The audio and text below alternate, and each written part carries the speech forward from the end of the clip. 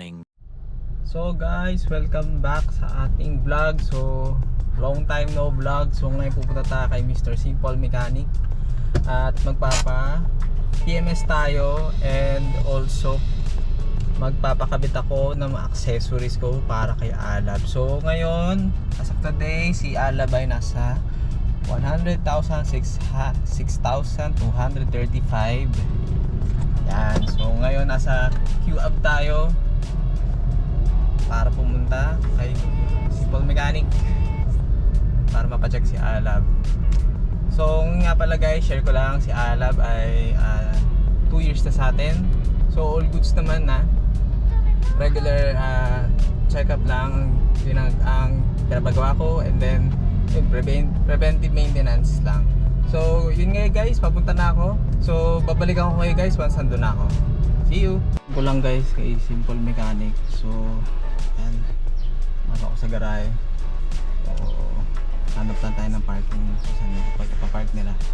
Dito na tayo guys kay Simple Mechanic. So salang na si Alab. Ayan, si Aldrin, boss Ted. So maaga-aga tayo, hopefully matapos tayo agad. So tayo natin si Boss Mike, si papakabit natin accessories na. So yan guys, binaba na natin yung ating mga surplus na items and engine oil natin. So time check guys, 8:44. So sinisimulan na baklasin yung mags nag-alab. Si Boss Aldrin, Boss Ted, Boss, and check kay Alab. Ayan, simula na guys. Guys, update. So yung niro-rotate na yung wheels and mags ni Alab. So sa likod, sa harap lang natin, and then cross yung pattern yung harap, yung galing sa harap. So yan na, simula na i-rotate. And check natin yung mga bushing natin dyan, ang nangyari.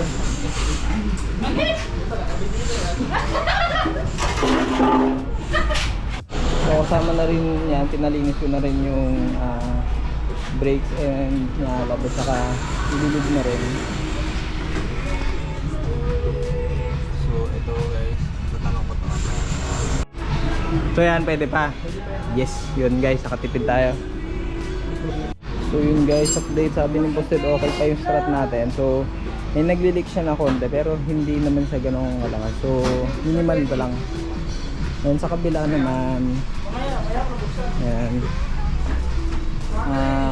okay pa naman. So normal naman daw yun. So yun, ipacheck pa natin yung iba natin mga under-chassis parts dyan.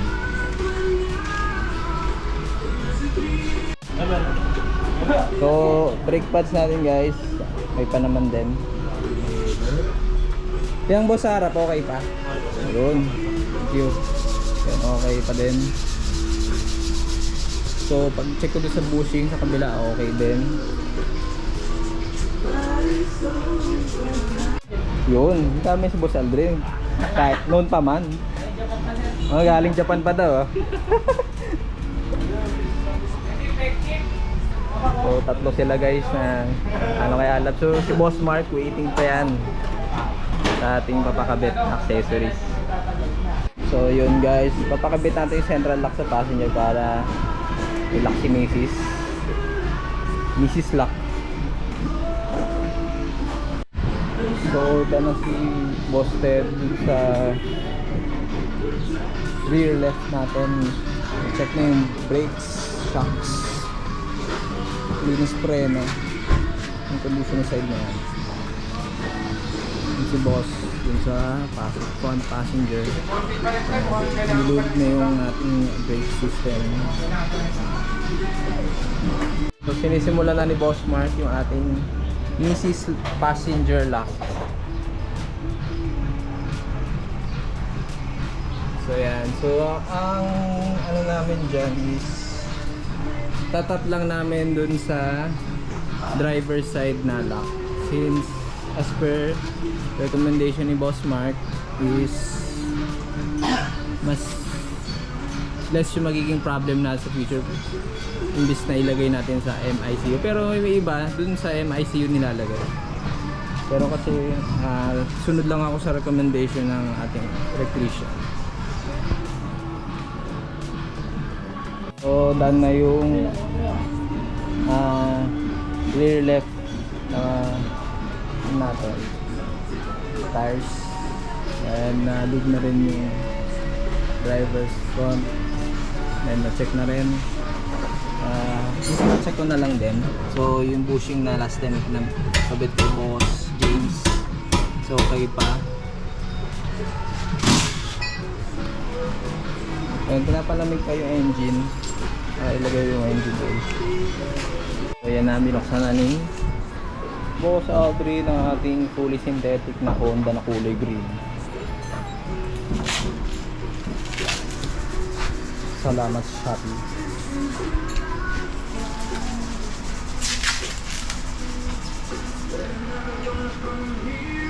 Inspection na ni Boss Mark ng ating SR Class USDM kasi yan guys, na passenger central door lock na salang na mantika.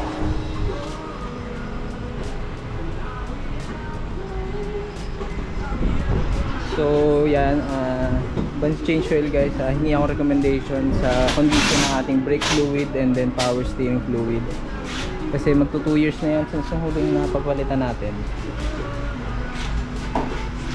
And ayan, starting palit na rin yung radiator natin last time. So high cool na yan guys. And then yun, yung radiator fans, pinunta ko na rin ng bago yan. So nasa pangalawang bote na tayo.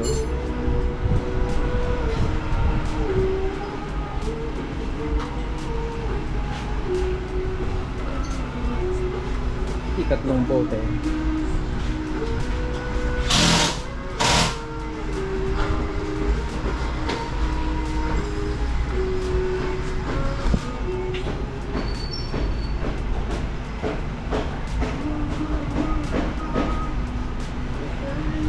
Then pang-apat.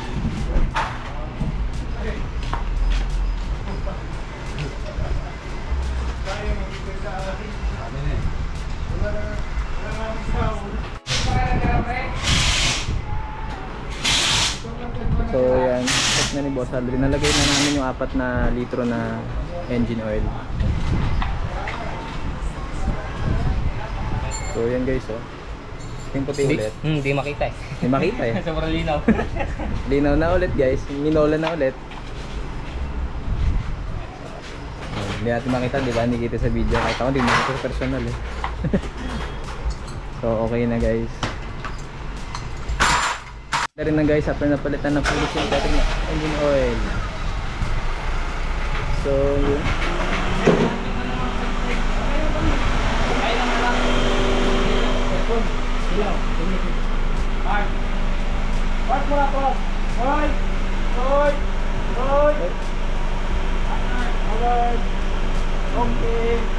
Okay.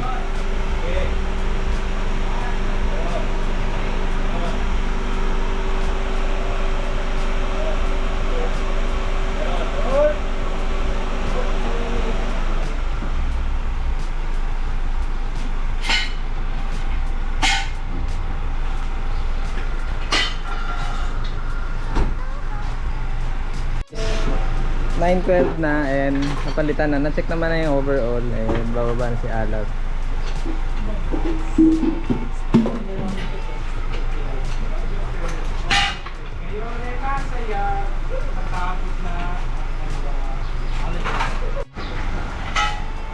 So ito na si Boss Mark. Nagtatap na siya.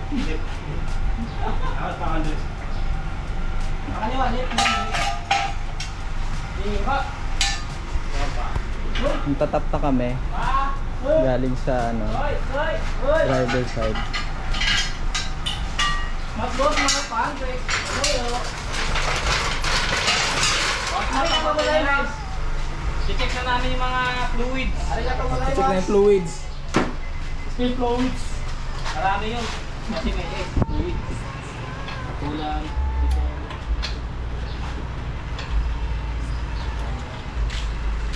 Ano po kulay mas? Japan na Japan ah.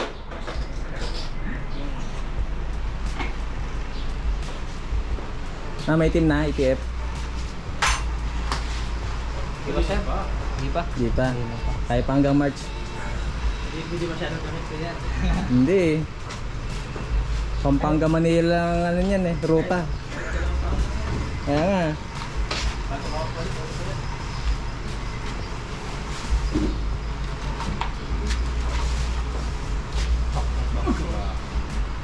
Kaya pa yan. Sakto. Oo, sakto naman.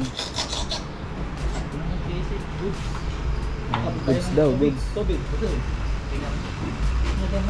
ko makita. Walang tubig. Dito lang. Flashlight. Grabe. Parang sinag-replan sir na. Oo nga eh. Na. Batasan mo. Yaw. Nice one. Dahil naman sir na malayo-layo. Biyay na naman. Aldrin, nasundot mo naman ah, yung aircon. Ah, sige. Umaya na lang. Hindi, kaya yung boss Mark yan. Mga pala. Hindi mo yung kape niya.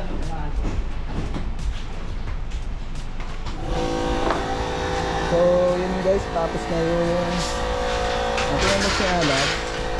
In around 30 to 45 minutes. So, ang ginagawa na lang ni Boss Mark is yun nga, yung passenger central lock natin.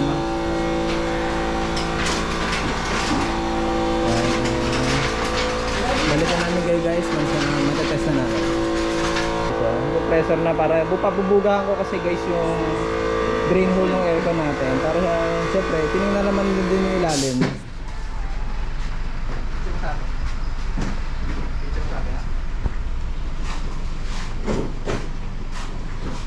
Nipitan na rin yung mga ano natin, plug nuts.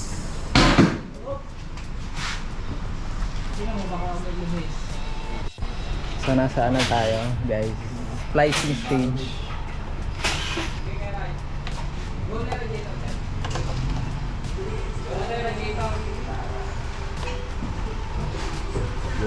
Yung aprit sa kalawan mo sir.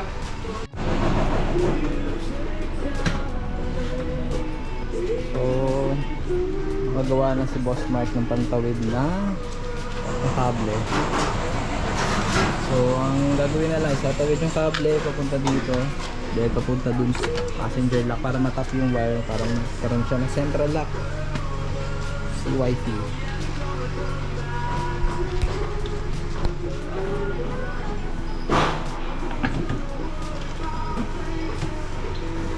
Konting update guys, so doon pa rin tinatawid pa rin ni Boss Mark yung pantap namin cable, yung wire napunta dun sa kabilang center passenger lock, which is ito.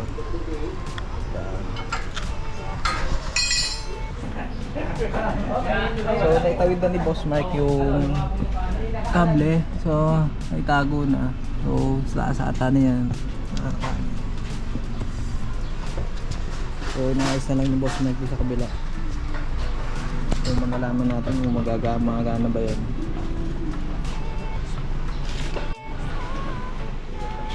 So yun guys, nagapang na ni Boss Mark sa kabila. Kable natin.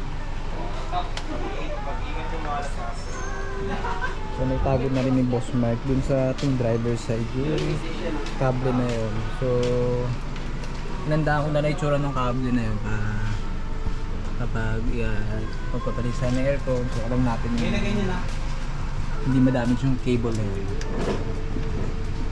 Ata guys, ilaw na eh. Tayo natin kay Boss Mark mamaya testing natin. May ipit kasi yung butcher mo sir eh. Alipat? Oo, doon na lang tayo sir. Sige. Matatagal gawin yung mga yun.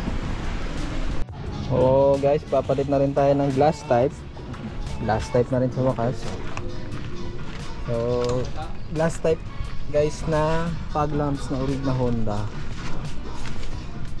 And nakabit na rin ni Boss Mark yung switch natin. Wala, may lamang pa yung dulo. Switch natin, meron na dun. Ayun na. Mamaya papakita ko sa inyo guys.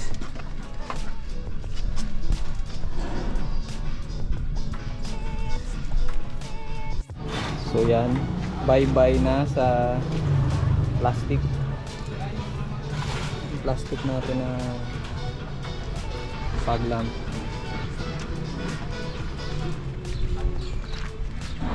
So ayun yung fog lamp, fog lights natin guys sa baba. So testing natin guys. So hinaba ko yung ano. So ito is drivers. Yan. Ano. Then try natin sa kabila. Passenger.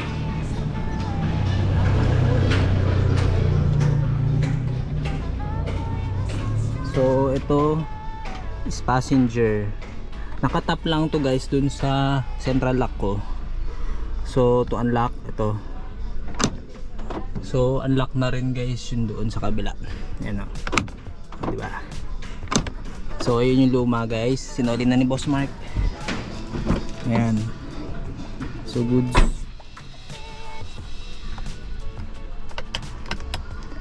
Ayan. Yan ang crisp na crisp yung button.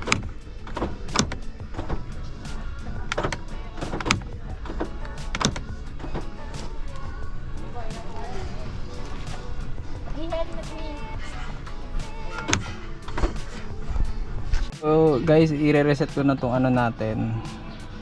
Yung trip B natin since naka 4,401.9 kilometers tayo since nung last change. Okay, so reset ko na. Yun. Siya yung trip A natin for the gas.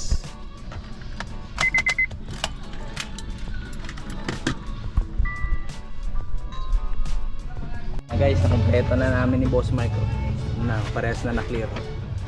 So Stanley yan boss. Stanley galing sa bukid.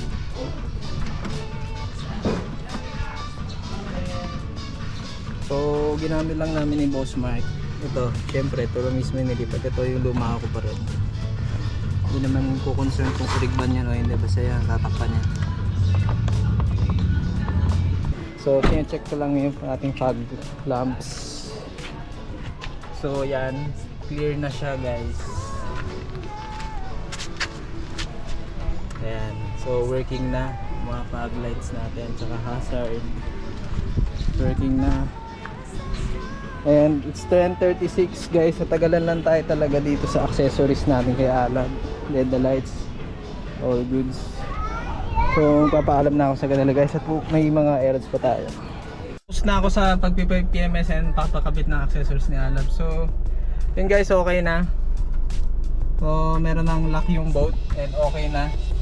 So dito ko na lang guys tapusin. If you like the video, please like, share, subscribe guys, and hit the notification bell for more videos. So hanggang dito na lang muna guys. Thank you.